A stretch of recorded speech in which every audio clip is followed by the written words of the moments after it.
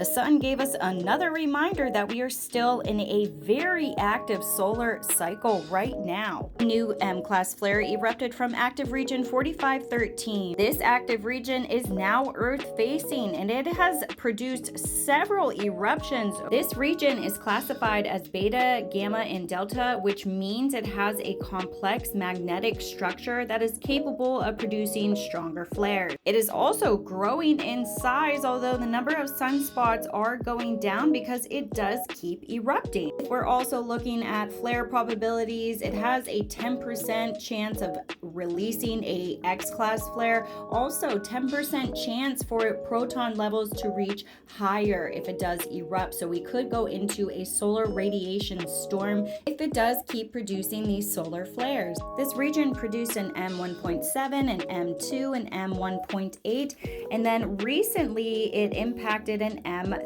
That latest eruption reached around an M7.0 with a minor R1 radio blackout. It produced strong solar activity, and current data shows a confirmed glancing blow effect, Earth-directed components from this event, which means right now we are going to be watching this very closely. But you can see that it is very active, magnetically complex, continuously spitting out solar flares. So it's only a matter of time before we do indeed have a major impact from one of these solar flares, because it seems definitely to be amping up. Current modeling estimates an arrival roughly with 7 hours of uncertainty between 10 to 11 UTC time, which is 6 to 7 a.m. Eastern Standard Time here on August the 28th. It does appear to be relatively slow and off-centered, and it's not being modeled as a major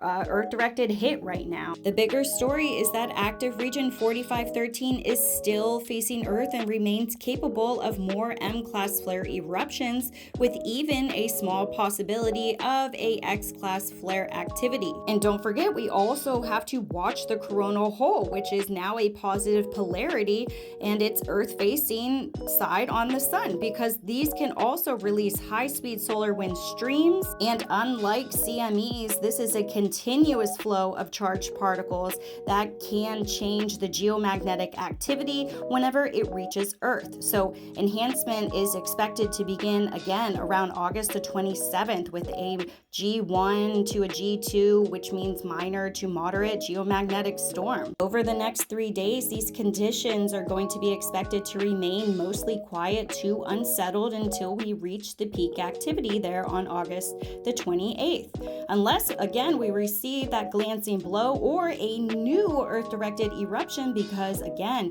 active region 4513 is active. The biggest thing to monitor is, again, whether active region 4513 produces another CME that is aimed towards Earth, and whether that incoming solar wind combines with the coronal hole effects. And the timing is interesting, is it not? Because all of this is going to occur again around an upcoming lunar eclipse in Pisces during that window of August the 27th and the 28th. But that's not all, because during the solar eclipse right after, we had a major celebrity pass away. I'm sure this is fresh in your mind because Hayden played a role in a lot of movies, TV shows that are influential in all different cultures and aspects. But it's just interesting that as elite status goes on, as celebrityism, selling their souls, getting into the wrong crowd, having handlers, input in all of that, it's just interesting timing. Hayden passes away at the beginning of the solar eclipse, and then Dolly, who we know is also into the elite status, passing away during the lunar eclipse. Just saying, it's there right in front of you. Looks like these distractions are everywhere, because now they're pushing on about the San Francisco 49ers who was arrested in Ohio for prostitution.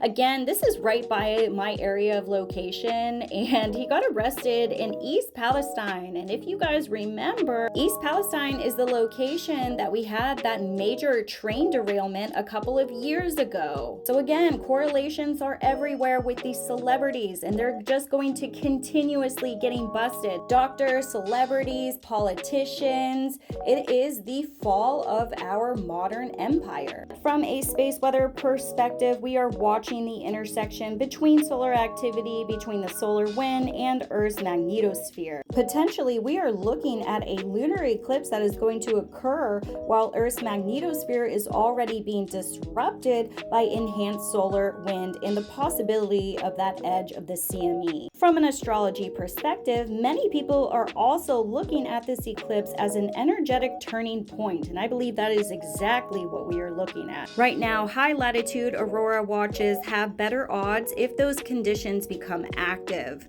but how far the aurora could expand is going to depend hourly and heavily on the CME's magnetic orientation, especially whether its BZ turns southward when it reaches Earth. Keep watching the sun. Active region 4513 is still active.